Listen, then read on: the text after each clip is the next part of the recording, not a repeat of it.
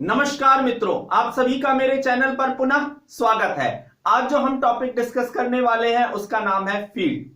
In physics field हम देखते हैं जैसे कि gravitational field, electric field, magnetic field. आइए समझते हैं होता क्या है, लेकिन इसे समझने से पहले कुछ महत्वपूर्ण जानकारी हम देख लेते हैं। न्यूटन अंकल और उनके जमाने में फील्ड नाम की किसी चीज का कोई वजूद नहीं हुआ करता था। ऐसी बात नहीं कि रियलिटी में नहीं था, लेकिन उनके सोच में नहीं था।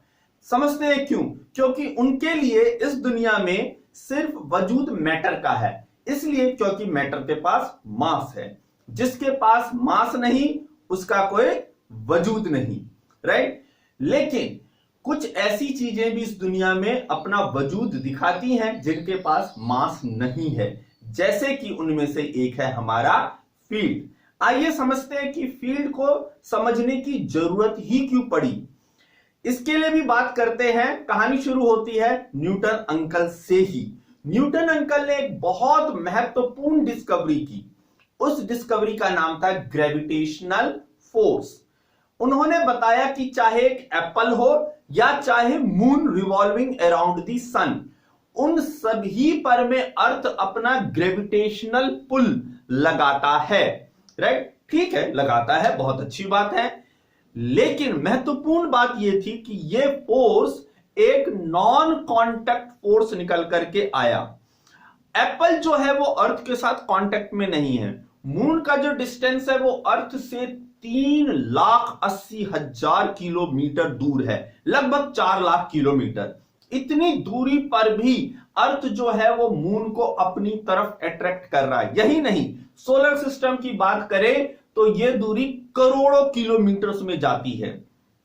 अब इतने डिस्टेंस पर भी कोई फोर्स लग रहा है। दिक्कत क्या है? दिक्कत यह है कि फोर्स के बारे में हमारा कॉमन सेंस यह कहता है कि फोर्स को कांटेक्ट होना चाहिए। हम जिस भी ऑब्जेक्ट पे फोर्स लगा रहे हैं, फोर्स क्या होता है? आप चाहे तो उसे पुश करेंगे या उसे पुल करेंगे या उसे थ्रो करेंगे या उसे ड्रैग करेंगे या उसे किक करेंगे, चाहे जो मर्जी आप करें, आपको उस ऑब्जेक्ट के साथ कांटेक्ट में आना पड़ेगा। बिना कांटेक्ट में आए हुए आप कोई भी फोर्स कैसे एक्ट कर सकते हैं? लेकिन ग्रेविटेशनल फोर्स, इसी के साथ इलेक्ट्रिक फोर्स जो कूलम का लॉ देता है, मैग्नेटिक फोर्स, हम दो मैग्नेट्स या मैग्नेट और आयरन पीसेस के बीच में देखते हैं, ये सारे फोर्सेस एग्जांपल है नॉन कांटेक्ट फोर्स के, जो हमारे कॉमन सेंस को चैलेंज करते हैं। अब न्यूटन के लिए कोई प्रॉब्लम नहीं था, क्योंकि आपके लिए शायद चौंकाने वाली बात हो कि न्यूटन को जादुई चीजों में बहुत यकीन था। वो मिरेकल्स, मैजिक बॉल्स, इन सब चीजों पर में बहुत यकीन रखते थे। तो उनके लिए कोई force, non contact force easily हो सकता है। कोई चीज बिना कांटेक्ट में आए हुए लाखों करोड़ों डिस्टेंस पर भी वर्क कर सकता है। लेकिन बहुत सारे ग्रेट साइंटिफिक माइंड्स के लिए एक चैलेंज था। लेकिन हम देख रहे हैं कि वो बिना कांटेक्ट में आए हुए फोर्स कर रहे हैं। अब ये कैसे कर रहे हैं? अब इसको रिजॉल्व करना था, इस प्रॉब्लम को। एक महान वैज्ञानिक आए जिनका नाम था फैराडे। उन्होंने प्रेजेंट किया फील्ड थ्योरी, राइट। अब ये फील्ड थ्योरी क्या कहता है, इसे हम समझते हैं। फील्ड थ्योरी कहता है कि जैसे हमारे पास में दो ऑब्जेक्ट्स हैं, लेट्स से ये एक हमारे पास रेड मार्कर है, एक हमारे पास ग्रीन मार्कर है। ये दो मार्कर्स कांटेक्ट में नहीं है और ये दोनों एक दूसरे पर में फोर्स अप्लाई कर रहे हैं। बीइंग हैविंग अ मास, तो ग्रेविटेशनल फोर्स हो सकता है, राइट। हम मान लेते हैं इनका मास बहुत ज्यादा है कि इतना हम इनके बीच में ग्रेविटेशनल पुल हम देख सकते हैं। Let's assume it, right. Now अब जब दोनों कांटेक्ट में नहीं है तो इनके ऊपर फोर्स कैसे अप्लाई हो रहा है? उन्होंने क्या रिजॉल्व किया? उन्होंने ये रिजॉल्व किया कि इस ग्रीन मार्कर का एक रिप्रेजेंटेटिव है। कहां है? इस रेड मार्कर के पास है, राइट। अब उन्होंने यह समझाया कि फोर्स तो कांटेक्ट फोर्स ही होगा। किस तरह से? इस रेड मार्कर के ऊपर जो फोर्स अप्लाई हो रहा है ग्रीन मार्कर के द्वारा, वो कैसे हो रहा है?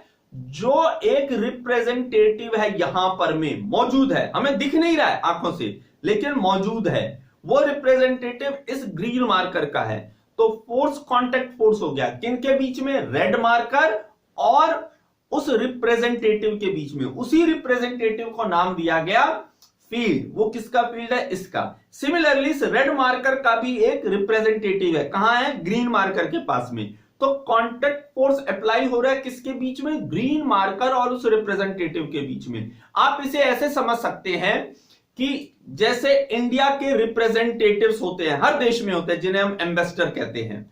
पाकिस्तान में भी होंगे, बांग्लादेश में भी होंगे, यूके में भी होंगे, यूएस में भी होंगे। वो क्या करते हैं? वो भारत सरकार को रिप्रेजेंट करते हैं। वो वहां पर जो भी बोलेंगे, वो वहां पर जो भी करेंगे, वो सब कुछ जिम्मेदारी बनेगी गवर्नमेंट ऑफ इंडिया की, राइट? तो इसी तरह से फील्ड भी काम करता है। फील्ड उस ऑब्जेक्ट को रिप्रेजेंट कर रहा होता है, राइट? तो ऐसा नहीं है कि दिल्ली में बैठ के प्रधानमंत्री को ही बोलना है। उस देश में जो रिप्रेजेंटेटिव, जो एम्बेसडर बोल रहा है, वो दिल्ली में बैठे हुए प्रधानमंत्री की ही आवाज है।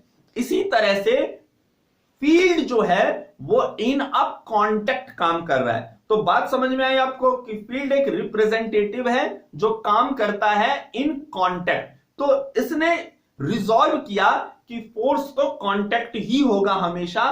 कॉन्टेक्ट किसके बीच में? The object and the field, right? और फील्ड हर जगह है। जैसे भारत सरकार का रिप्रेजेंटेटिव एम्बेसडर हर देश में मौजूद होगा, उसी तरह से ये भी फील्ड जो है वो हर जगह मौजूद होगा, जो उस ऑब्जेक्ट पे कॉन्टैक्ट फोर्स अप्लाई करेगा, राइट? इस बात को समझने के बाद अब हम समझते हैं कि इसके लिए कुछ मैथमेटिकल वर्क कैसे किया जाएगा, डिजाइन कैसे किया जाएगा। Let's understand. तो फोर्स किसके बीच में रिप्रेजेंट होना है? अगर ग्रेविटेशनल फोर्स की बात करें तो एक जो मास है हमारा और जो ग्रेविटेशनल फील्ड है, राइट, इनके बीच में फोर्स होगा। तो हमारा फोर्स का इक्वेशन क्या बन गया? mg। एक खास बात है, यहां जो F इक्वल टू mg है, ये न्यूटन सेकेंड लॉ से ऑफ मोशन की हम बात नहीं कर रहे हैं। F इक्वल टू ma, ये देखने में बिल्कुल एग्जैक्टली सेम है, नो डाउट, लेकिन कंसेप्ट आप समझिए। ये क्या बता रहा है? ये बता रहा है कि एक ग्रेविटेशनल फील्ड मौजूद है जिसको हमने नाम दे दिया g, राइट? और एक मास है। तो फोर्स क्या हो गया? कांटेक्ट फोर्स हो गया। किसके बीच में? इस फील्ड g और m के बीच में, right? Now second, electric field, same concept समझिए, राइट? तो इलेक्ट्रिक फील्ड किसको रिप्रेजेंट करेगा? इलेक्ट्रिक चार्ज को रिप्रेजेंट करेगा। अब जो फोर्स है वो दो चार्जेस के बीच में नहीं है, जैसा कूलम साहब ने हमें समझाया। अब ये फोर्स किसके बीच में है? एक इलेक्ट्रिक फील्ड है और एक चार्ज है। ये इलेक्ट्रिक फील्ड दूसरे इलेक्ट्रिक चार्ज का रिप्रेजेंटेटिव है। तो फोर्स इन दोनों के बीच में अप्लाई हो रहा है। तो हमारा इक्वेशन क्या बना? F equal to QE, right?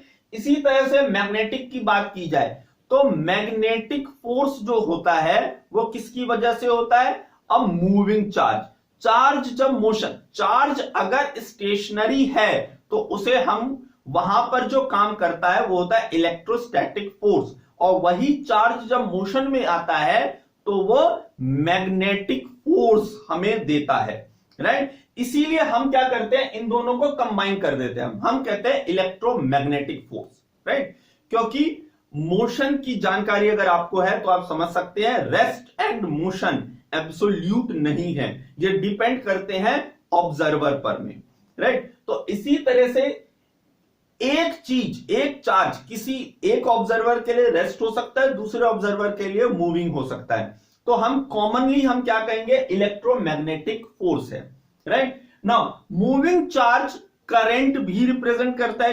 Current क्या है? फ्लो ऑफ चार्ज है। तो हमारे एक सेकेंड इक्वेशन भी बन सकता है, करंट के लिए I और कंडक्टर के लेंथ के लिए L, तो IL क्रॉस B, वो भी फोर्स को रिप्रेजेंट करेगा। तो आपको समझ में आ रहा है फोर्स किसके बीच में हो गया? मूविंग चार्ज और फील्ड के बीच में जो कांटेक्ट फोर्स हुआ उसी का नाम यहां पे मैग्नेटिक फोर्स हो गया। ये बात समझ में आई? फोर्स जो है वो एक वेक्टर क्वांटिटी है, फील्ड जो है हमारा वो भी एक वेक्टर क्वांटिटी है। तो यहां पर जो फोर्स होगा वो किस पे डिपेंड करेगा? वो डिपेंड करेगा फील्ड पे, फील्ड के डायरेक्शन पे, राइट? तो जो फील्ड का डायरेक्शन होगा वही फोर्स का होगा, यहां भी वही होगा। अब m और q जो है वो स्केलर क्वांटिटीज हैं, राइट, तो यहां पे इजी है। अब यहां पे मैग्नेटिक में हम फोर्स को नहीं कहेंगे कि वो मैग्नेटिक फील्ड के डायरेक्शन में होगा। क्यों? क्योंकि यहां पे वेलोसिटी का भी डायरेक्शन है। अब दो वेक्टर्स का प्रोडक्ट दो तरीके से हो सकता है, scalar product and vector product. हमने सब डील किया है, वेक्टर पे आप मेरा वीडियो देख सकते हैं, वहां आप इस जानकारी को ले सकते हैं। तो यहां पे वो क्रॉस प्रोडक्ट है, राइट। तो जो वेलोसिटी की डायरेक्शन है वहां पे हम अपने हाथ को रखेंगे, जो मैग्नेटिक फील्ड की डायरेक्शन है वहां हम अपने हाथ को कर्ल करेंगे, जो थंब का डायरेक्शन होगा वो फोर्स का डायरेक्शन हमें देगा। तो इस तरह से हम समझते हैं कि फील्ड का जो रिप्रेजेंटेशन है इन टर्म्स ऑफ फोर्स वो कितने इजीली हम कर सकते हैं, राइट। चलिए अब समझते हैं कि फिजिकल इफेक्ट इसका क्या है। फिजिकली हम इसको कैसे समझ सकते हैं? फिजिकली हम इसे इस तरह से समझ सकते हैं, लेट्स से मास की अगर बात करें तो जो जितना भी मास है वो क्या करता है, जैसे आप समझिए कि एक चादर बिछा हुआ है, राइट, और चादर पे अगर आप कोई बॉल रख दे, राइट, तो क्या होगा, जहां पर रखेंगे वहां पर में एक वो गड्ढा सा बनाएगा, राइट। तो इसी तरह से आप क्या देख रहे हैं कि आपने एक मास को डाला, उसने क्या किया, एक चादर में एक गड्ढा सा बनाया, राइट, और वो गड्ढा आगे जितने आप दूर जाते जाएंगे वो क्या होगा, वो स्ट्रेट फ्लैट होता चला जाएगा। ये बात यहां तक ठीक है। इसको आप ऐसे भी समझ सकते हैं, फील्ड का मतलब ही होता है खेत। इंग्लिश में जिसे फील्ड कहते हैं, हिंदी में हम उसे खेत कह सकते हैं, मैदान कह सकते हैं। तो इसे हम समझते हैं इस तरह से कि आपका जो खेत होता है वहां पे हम क्या करेंगे, सिंचाई करेंगे। सिंचाई करने के लिए आप पानी डालेंगे। कैसे पानी डालेंगे? पानी हमेशा हाइट से नीचे डाउन फ्लो होगा। तो आपको जिस तरह से इरिगेशन करना है, आपको इस तरह से, आप जहां पे आपका हैंड पंप है या आपने मोटर पंप लगा रखा है वो एक हाइट वाली जगह पे होगी, और जहां पानी पहुंचना है वो डेप्थ में होगा, ताकि पानी हाइट से डेप्थ की तरफ फ्लो कर सके। यही कंसेप्ट यहां पर में होकर के, इसी कंसेप्ट पर में फैराडे ने फील्ड शायद नाम दिया था, राइट। तो समझते हैं फील्ड क्या है।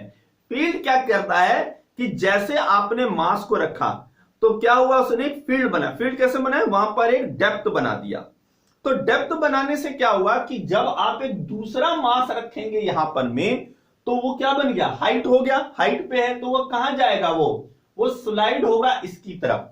अब ये हमें नजर ऐसे आएगा जैसे कि इसने क्या किया, उसे अट्रैक्ट कर लिया, राइट। यहां पर भी रखेंगे अगर किसी मास को, क्या होगा, वो इसकी तरफ अट्रैक्ट दिखेगा। हो नहीं रहा है, हो क्या रहा है कि कोई भी चीज हाइट से डेप्थ की तरफ फ्लो करेगा। इस कॉमन सेंस, इस फील्ड कंसेप्ट को हम लेकर के चले हैं, राइट।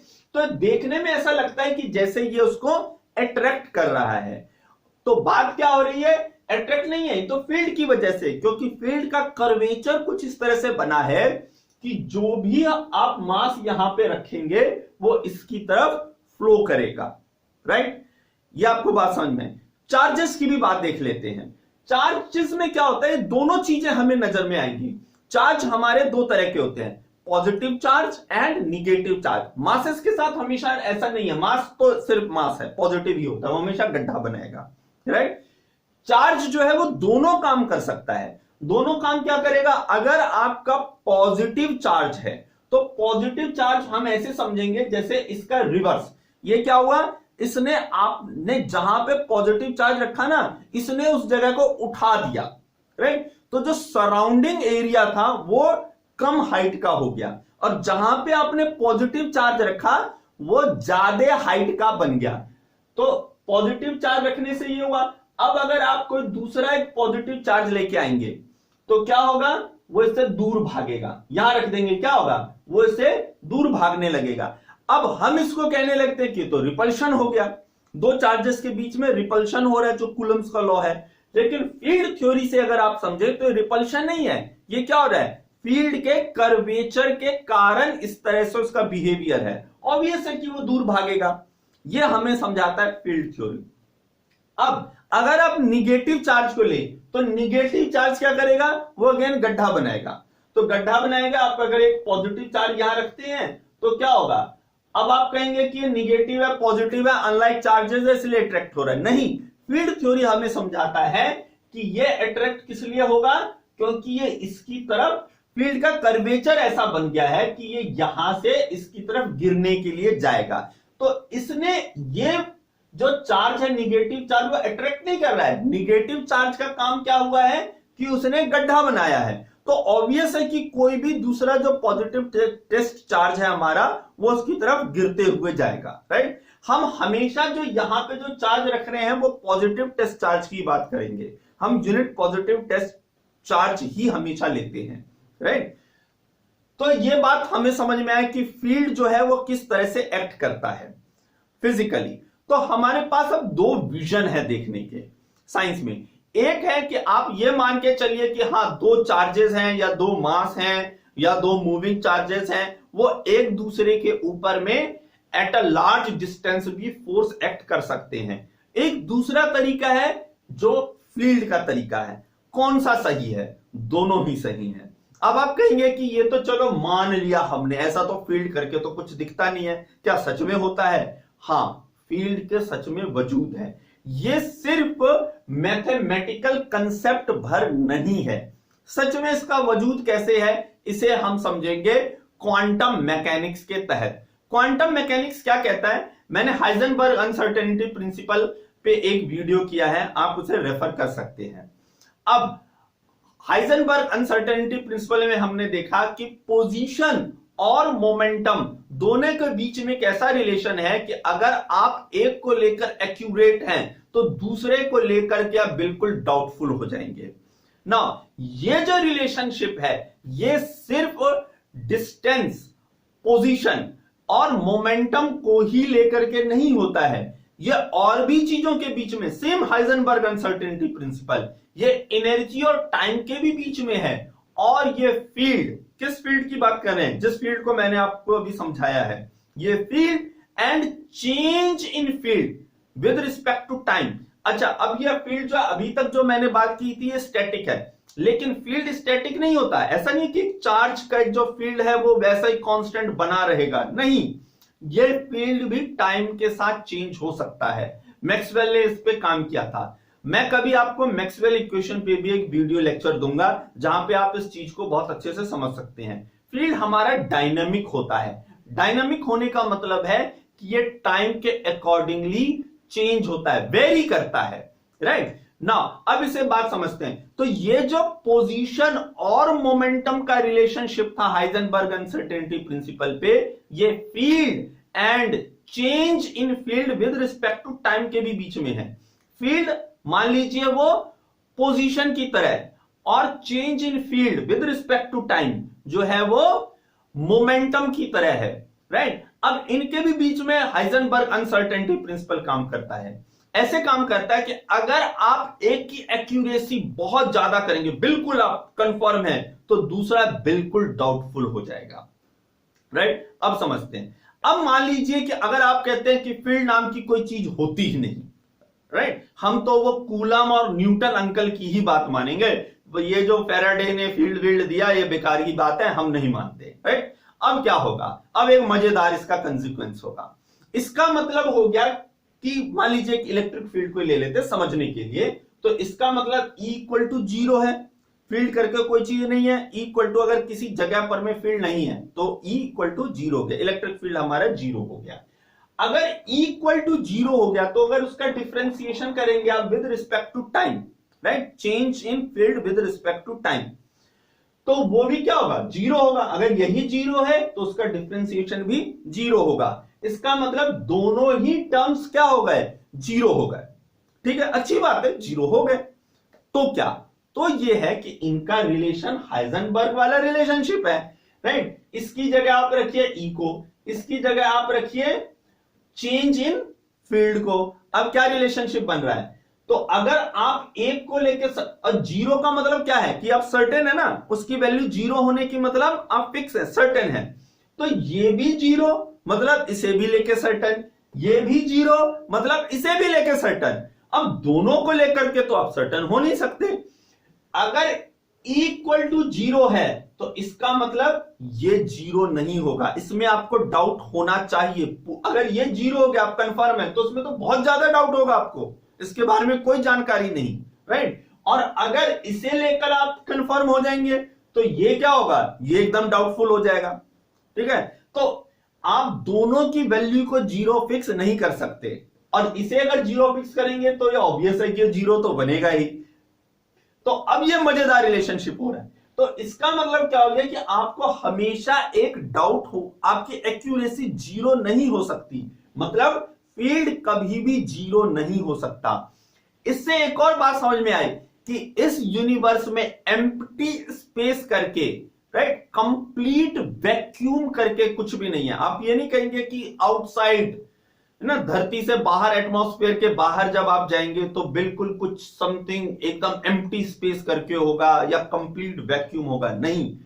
फील्ड एक ऐसी चीज है, मैटर नहीं होगा, मास वाली चीज नहीं होगी, लेकिन फील्ड पक्का होगा। यह हमें कहां से समझ में आता है, अगेन क्वांटम मैकेनिक्स से समझ में आता है, इसी रिलेशनशिप से। तो कोई भी स्पेस विदाउट ग्रेविटेशनल या इलेक्ट्रोमैग्नेटिक फील्ड के नहीं हो सकता। इस यूनिवर्स में हर जगह फील्ड मौजूद होंगे, मैटर मौजूद हो या ना हो। तो जो जो फैराडे ने जो हमें जो दिया, वो न्यूटन अंकल का जो मैटर है उससे भी ज्यादा, उसका जो एग्जिस्टेंस है वो ज्यादा स्टैंप के साथ, उस पर ज्यादा मुहर लगी हुई है। आई होप कि आपको ये मेरा वीडियो पसंद आया हो। If you like it, please subscribe my channel, share with others, and thanks once again for watching it.